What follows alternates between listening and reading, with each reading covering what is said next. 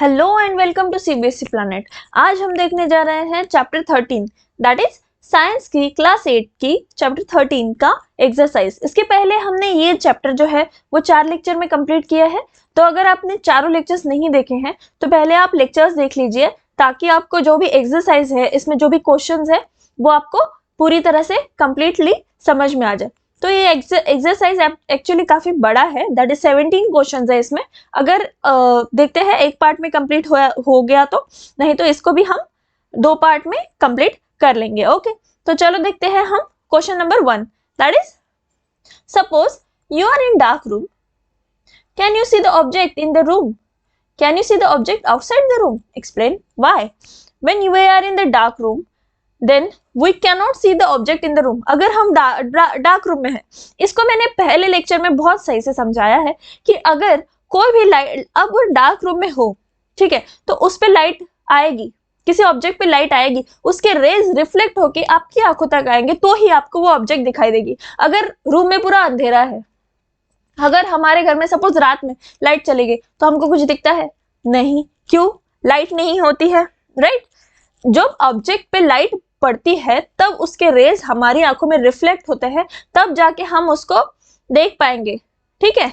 और हम क्या, can you see the object outside the room, हाँ आउटसाइड द रूम, अगर खिड़की है, विंडो खिड़की है, कुछ है, अगर वहां से लाइट आ रही है तो हम देख पाएंगे। अगर नहीं आ रही है, अगर पूरी डार्क रूम है, क्लोज है, तो हम नहीं देख पाएंगे।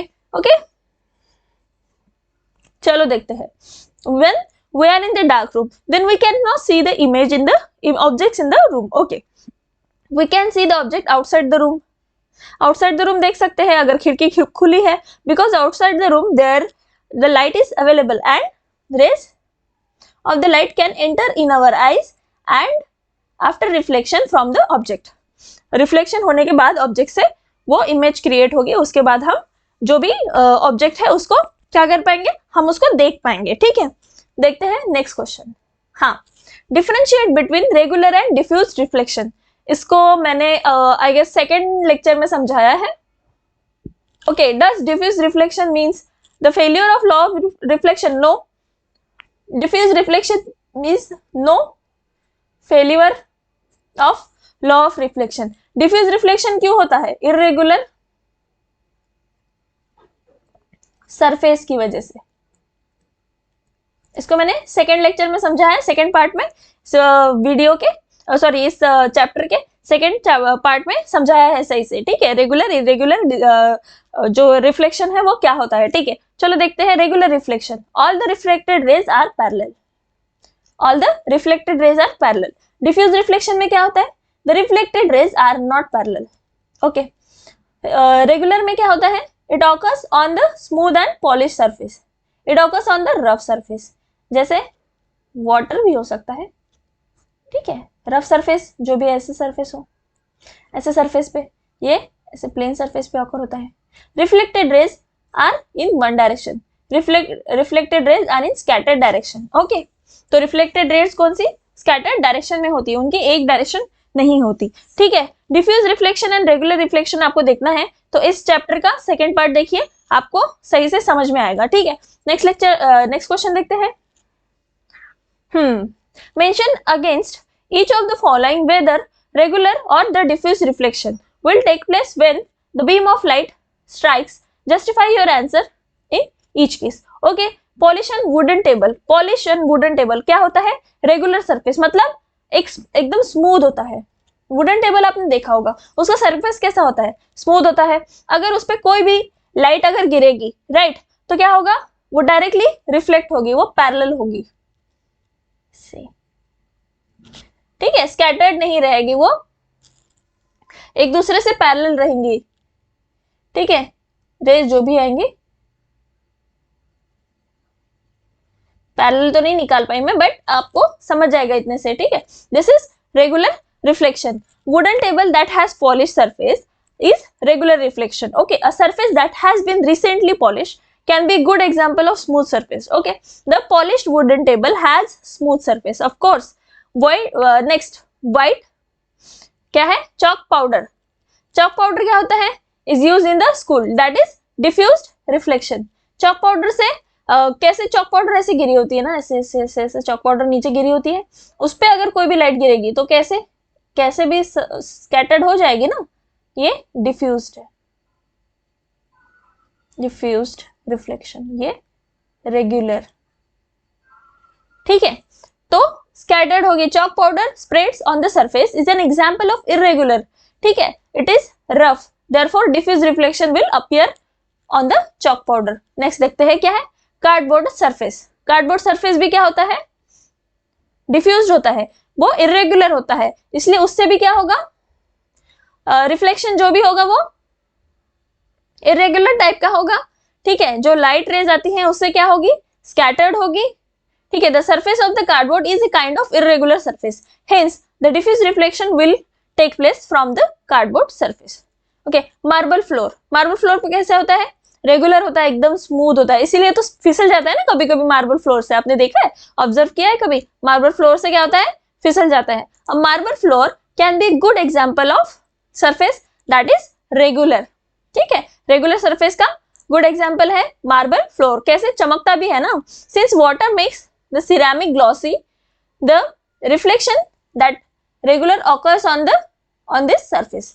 मिरर में भी क्या होता है, रेगुलर, मिरर तो है एग्जाम्पल है रेगुलर रिफ्लेक्शन का, मिरर तो स्मूथ होता है, उसे लाइट स्कैटर्ड भी होती है, सॉरी रिफ्लेक्ट भी होती है बहुत सही से। ठीक है, आप अपनी इमेज देखते हो, ओबर दोबर दिखती है कहीं पे, ऐसे कहीं पे मोटे हो रहे हो, ऐसे दिखता है क्या मिरर में कि हाँ हाथ मोटा हो रहा है, एक हाथ मोटा हो रहा है, एक हाथ पतला हो रहा है, ऐसा दिखता है नहीं, क्यों, क्योंकि वो मिरर जो है स्मूथ सरफेस है, उससे लाइट जो आती है वो पैरेलल रिफ्लेक्टेड लाइट होती है, दैट इज रेगुलर रिफ्लेक्शन होता है वहां पे, इसीलिए मिरर जो है वो रेगुलर रिफ्लेक्शन का बेस्ट एग्जांपल है। Okay, then piece of paper, paper का एक टुकड़ा क्या होता है, डिफ्यूज रिफ्लेक्शन, इरेगुलर रिफ्लेक्शन होता है, क्योंकि अगर पेपर स्मूथ भी है फिर भी उसमें क्या होता है, इरेगुलरिटीज होती है, क्योंकि उस पर लाइन खिंची हुई होती है, तो वो क्या होता है, एक इरेगुलर सरफेस का एग्जाम्पल है। ठीक है, पेपर जो है वो। नेक्स्ट क्वेश्चन देखते हैं, हाँ, state the law of reflection. Law of reflection हमने पढ़ा है मुझे लगता है फर्स्ट पार्ट में। ठीक है, लॉ ऑफ रिफ्लेक्शन वहां क्या होता है, there are two laws of reflection. Law of reflection को क्या दो चीजें गवर्न करती है, दैट इज इंसिडेंट रे का लॉ एंड रिफ्लेक्टेड रे का law. The incident ray, the normal and the reflected ray are in the same plane. Okay, normal and the reflected ray are in the same plane. देखो यहाँ पे ये नीचे वाले example में, ये तो फिफ्थ के एग्जाम्पल है, बट फिर भी मैं आपको समझा देती हूँ, that is incident ray and reflected ray are in the same plane, दोनों एक ही प्लेन में है, and the angle of reflection is always equal to the angle of, okay, this must be angle of incidence होना चाहिए, incidence, angle of incidence is always equal to angle of reflection. ठीक है, दोनों भी एक ही प्लेन में होने चाहिए, और angle of incidence is equal to होना चाहिए एंगल ऑफ रिफ्लेक्शन। ठीक है, रिफ्लेक्शन क्या होता है, इंसिडेंट क्या होता है, दोनों के एंगल्स कैसे होते हैं, ये मैंने समझाया है फर्स्ट पार्ट में। तो अब अगर आपको क्वेश्चन का आंसर सही से समझना है, लॉ ऑफ रिफ्लेक्शन समझना है, तो आप फर्स्ट लेक्चर देख सकते हैं इस चैप्टर का। ठीक है, तो चलो देखते हैं next question. Describe an activity to show that the incident ray, the reflected ray and normal at the point of the incident lie in the same plane. Okay, तो इस फिगर को देखो, यहाँ पे क्या है, इसके एक्सप्लेनेशन के लिए ना part 1 that is lecture 1 of light, आप देखो। ठीक है, तो आपको प्लेलिस्ट में मिल जाएगा। ठीक है, आपको वीडियोस अपलोडेड है ऑलरेडी, फर्स्ट पार्ट इसका, तो आपको मिल जाएगा। ये आप यहाँ पे मैं समझा देती हूँ, आप देख लीजिए। ठीक है, इंसिडेंट रे क्या है, लाइट पे प्लेन मिरर पे क्या होता है, यहाँ पे स्ट्राइक होता है। ठीक है, और वो सेम एंगल से क्या होता है, रिफ्लेक्ट होता है। अब हम इसको जस्टिफाई कैसे करेंगे, हम क्या करेंगे, प्लेन जो है, मतलब मिरर प्लेन जो है, उसके राइट से, मतलब राइट एंगल से उसको परपेंडिकुलर एक नॉर्मल निकाल लेंगे। ठीक है, एक नॉर्मल निकाल लिया, फिर एंगल ऑफ इंसिडेंस जो है, हम इंसिडेंट रे से और नॉर्मल से जो एंगल बना है उसको कहेंगे एंगल ऑफ इंसिडेंस, और नॉर्मल से और रिफ्लेक्शन से, रिफ्लेक्टेड रे से जो एंगल बना है उसको कहेंगे एंगल ऑफ रिफ्लेक्शन। हमारे एक्सपेरिमेंट से ये जस्टिफाई होता है कि angle of incidence and angle of reflection are same and this all lies in the same plane, because यहाँ से ये लाइट क्या करती है, रिफ्लेक्ट हो जाती है। जो प्लेन मिरर का पॉइंट है वहां से क्या हो जाती है, लाइट रिफ्लेक्ट हो जाती है, इसीलिए तीनों चीजें जो है वो सेम प्लेन में है, सेम प्लेन में है। ओके, आई होप आपको समझ में आ गया होगा। ठीक है, समझ में आया? तीनों भी चीजें सेम प्लेन में लाई करती है, बिकॉज इंसिडेंट रे जिस पॉइंट पे स्ट्राइक होता है वहां से वो रिफ्लेक्ट हो जाता है सेम प्लेन में। ओके, यहां से ये रिफ्लेक्ट हो रहा है इसी प्लेन में, सेम प्लेन में। ओके, और इन चीजों को, एंगल ऑफ इंसिडेंस को और एंगल ऑफ रिफ्लेक्शन को समझने के लिए हम क्या करते हैं, एक नॉर्मल ड्रॉ करते हैं। वो कौन से प्लेन में होता है, सेम प्लेन में होता है उसके। Okay, so this is the activity which shows, और हमने एक एक्टिविटी भी देखी है लेक्चर में। ठीक है, तो आप चैप्टर को पढ़ेंगे तो आपको इस बारे में समझ में आएगा कि इंसिडेंट है वो नहीं क्या, वो जो कंगी वाला पकड़ा था कि यहाँ से एक बीम आएगी और कंगी से पेपर को मिरर पे स्ट्राइक करेगी एंड इंसिडेंट ऑफ रे एंड रिफ्लेक्टेड रे वहां पे आएगा, वो वाला पार्ट जो है वो आप इसके लिए आप देख सकते हो, राइट। तो मैंने यहाँ पे समझा दिया है, बाकी आप उसके लिए लेक्चर पार्ट 1 देख लीजिए। ठीक है, चलो देखते हैं next question. Fill in the blanks of the blanks in the following. Okay, a person 1 meter in front of plane mirror seems to be 2 meter away from his image. Why? बताओ क्यों होता है 2 meter away from his image? क्यों? देखो यहाँ पे मैं explain करती हूँ उसको। सपोज ये है मिरर और ये है 1 मीटर का डिस्टेंस, 1 मीटर, और यहाँ पे ये हमने निकाल लिया पर्सन, सॉरी बहुत ही खराब है, ये है पर्सन यहाँ पे खड़ा है और वापस यहाँ पे आएगा 1 मीटर डिस्टेंस और ये आएगी इसकी इमेज, ये आई इसकी इमेज। ठीक है, दोनों सेम नहीं दिख रहे हैं बट इमेजिन करो कि ये सेम है। अब ये इमेज पर्सन से लेके इस इमेज तक का डिस्टेंस कितना होगा, 1 1 + 1 2 मीटर, राइट।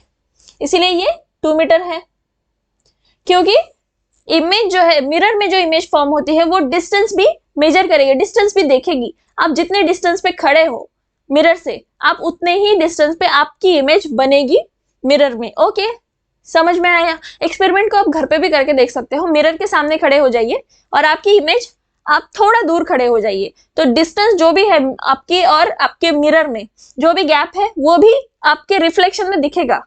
तो आप ये कंसिडर कर सकते हो कि आपके बीच में 1 मीटर की गैप है, आपके और मिरर के बीच में, तो आपकी और आपकी इमेज के बीच में 2 मीटर की गैप आएगी। क्यों? 1 मीटर ये वाली जो भी आपके और मिरर के बीच में है, और 1 मीटर जो है वो रिफ्लेक्शन वाली। ठीक है, रिफ्लेक्शन वाली, जो रिफ्लेक्शन में 1 मीटर बनेगा वो, तो that is 2 metre away from his image. Okay, next, if you touch your left year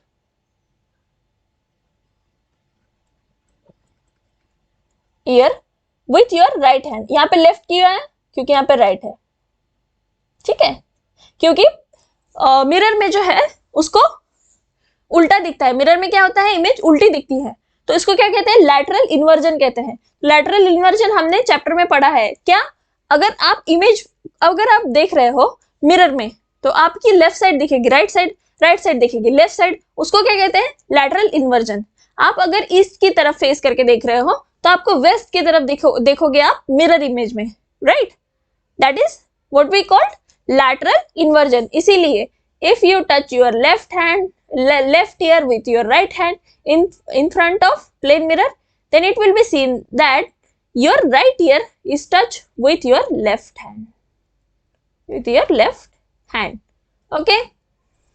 I hope समझ में आया होगा। लैटरल इन्वर्जन अगर समझना है सही से तो चैप्टर देखो वीडियो, क्योंकि मैंने लैटरल इन्वर्जन बहुत अच्छे से समझाया हुआ है लेक्चर में। Okay, the size of pupil becomes larger when you see in the dim light, larger.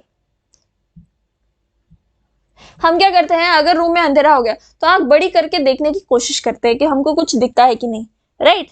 तो क्या होता है, आंखों की प्यूपिल्स जो है वो क्या हो जाती है, बड़ी हो जाती है, लार्जर हो जाती है when you see in the dim light. Okay, night birds have fewer cones, मैंने समझाया है। नाइट बर्ड्स में क्या होता है, फ्यूअर कोन्स होता है और रॉड्स ज्यादा होते हैं, रॉड्स मोर। ओके, और हमें जो है, हम जो दिन में देखते हैं, ठीक है, एनिमल एंड बर्ड्स जो दिन में देखते हैं वो क्या होता है, उनमें मोर कोन्स देन रॉड्स। ओके, हमें क्या होता है, कोन्स ज्यादा होते हैं इन कंपैरिजन ऑफ रॉड्स, तो रॉड के कंपैरिजन में हमें कोन्स ज्यादा होते हैं। ठीक है, चलो देखते हैं नेक्स्ट क्वेश्चन। आई होप आपको ये फिल इन द ब्लैंक समझ में आ गए होंगे। चलो देखते हैं। The angle of incidence is always equal to the angle of reflection, is always equal, always equal to the angle of reflection. This is law of reflection.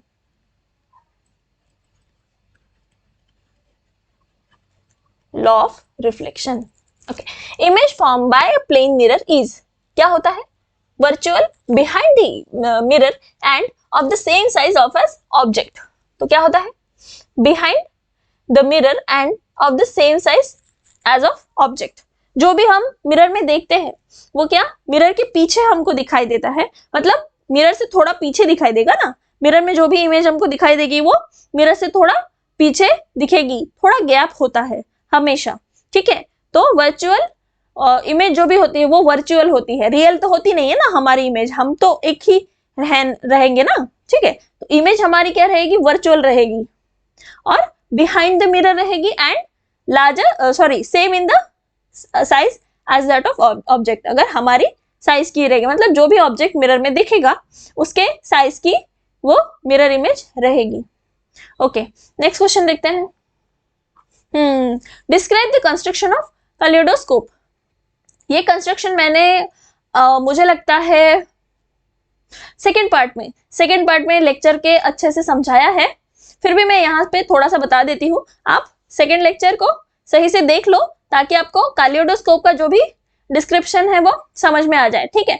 चलो देखते हैं, इसमें क्या है, आपको 15 centimetre long and 4 centimetre wide mirror लेने हैं, ठीक है। उसको प्रिज्म यहाँ पे जैसे जोड़े हैं ना, प्रिज्म के शेप में उसको जोड़ लेना है, ठीक है। ज्वाइन कर लेने के बाद उसको क्या करना है, एक कार्डबोर्ड, सिलेंड्रिकल कार्डबोर्ड में उसको रख देना है, ठीक है। उसको रख दिया, ठीक है, जैसे यहाँ पे देखा, यहाँ पे इसको सिलेंड्रिकल कार्डबोर्ड में उसको रख दिया, ठीक है।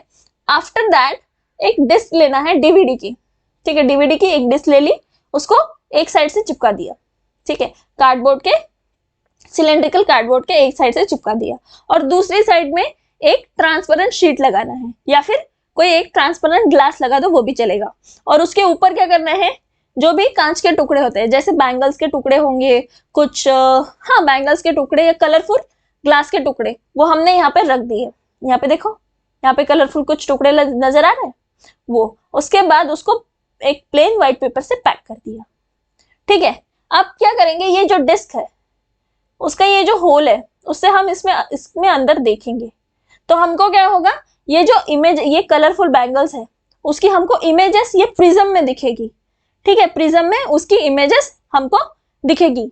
ओके, तो this is the function of, this is the structure of kaleidoscope. और इसका यूजेस वगैरह जो भी आपको जानना है तो आपको पार्ट 2 देखना होगा लेक्चर का, चैप्टर का लेक्चर 2 आपको देखना पड़ेगा, ठीक है।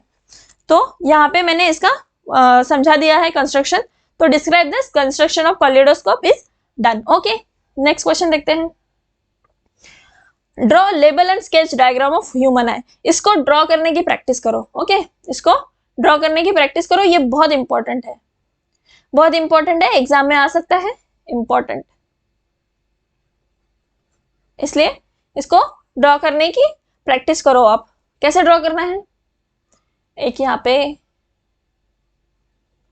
इरेगुलर सा शेप ले लेना है, सर्कुलर सिलेंड्रिकल,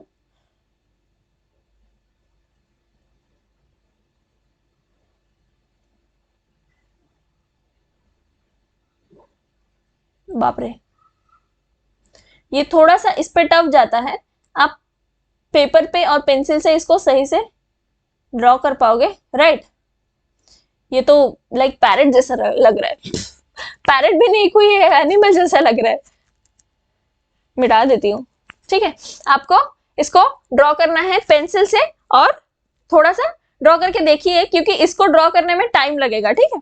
ऐसा नहीं है, देखो कंस्ट्रक्शन कैसा होता है आई का, उसमें इंपॉर्टेंट पार्ट क्या क्या है, कॉर्निया, लेंसेस होते हैं, एरिस होता है, मसल्स,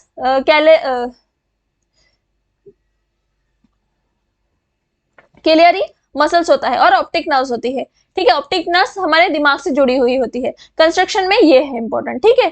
तो कैलियरी मसल्स होती है, इरिस होता है, लेंसेस होते हैं, कॉर्निया होता है, रेटिना होता है, एंड ऑप्टिक नर्व्स। इमेज को ड्रॉ करने के साथ साथ आपको इसके नाम भी, मतलब जो भी पार्ट के नाम है वो याद रखना जरूरी है, क्योंकि डायग्राम आपको, इमेज आप ड्रॉ कर लोगे, बट आपको ये अगर नहीं पता होगा कि कौन से पार्ट को क्या कहते हैं, तो आपको फुल मार्क्स नहीं मिलेंगे, ठीक है। इसीलिए इसको डायग्राम को खुद से ड्रॉ करना और सारे पार्ट्स के नाम जो है वो रट लेना, ठीक है। एरिस का फंक्शन क्या है, एरिस का कलर, हमारी आंखों का कलर किससे डिफाइन होता है, एरिस से। प्यूपिल्स, कॉर्निया, लेंसेस क्या होते हैं, हमको दिखता है ना जिससे, ठीक है। कॉर्निया जो ऊपर वाला पार्ट होता है उसको कहते हैं, ठीक है। चलो नेक्स्ट क्वेश्चन देखते हैं, कितना टाइम हो गया, बहुत एक्चुअली लेक्चर लंबा हो जाएगा, तो हम क्या करते हैं, जो आगे के 7 क्वेश्चंस है वो हम नेक्स्ट लेक्चर में देखते हैं। तब तक के लिए आप ये वीडियो को देखिए, ठीक है। इसमें आप जो भी क्वेश्चंस आपको समझ में नहीं आते हैं तो उसको रिपीट करिए। अगर लेक्चर फिर भी समझ में नहीं आया तो भी चैप्टर में जो गिवन है लेक्चर्स उसको देखिए एंड और समझने की कोशिश करें। फिर भी अगर नहीं आता है तो आप कमेंट सेक्शन में कमेंट कर सकते हैं, मैं कमेंट का आंसर दे दूंगी, ठीक है। ज्यादा कुछ टफ नहीं है, ये जो डायग्राम है ये भी फंक्शन है, ह्यूमन आई का जो भी है कंस्ट्रक्शन, ये मैंने लेक्चर में समझाया है, मुझे लगता है थर्ड पार्ट है, थर्ड लेक्चर है, उसमें मैंने समझाया है। इसके पहले का जो भी है कालिडोस्कोप वो भी मैंने समझाया है, 5th क्वेश्चन का जो भी आंसर है वो भी मैंने चैप्टर में बहुत अच्छे से समझाया है। तो आप चैप्टर को पहले एक बार सही से देख लो, तभी जाके आपको एक्सरसाइज समझ में आएगी, ओके। तो तब तक के लिए प्लीज वीडियो को लाइक शेयर एंड सब्सक्राइब कर दीजिए, and thank you for watching.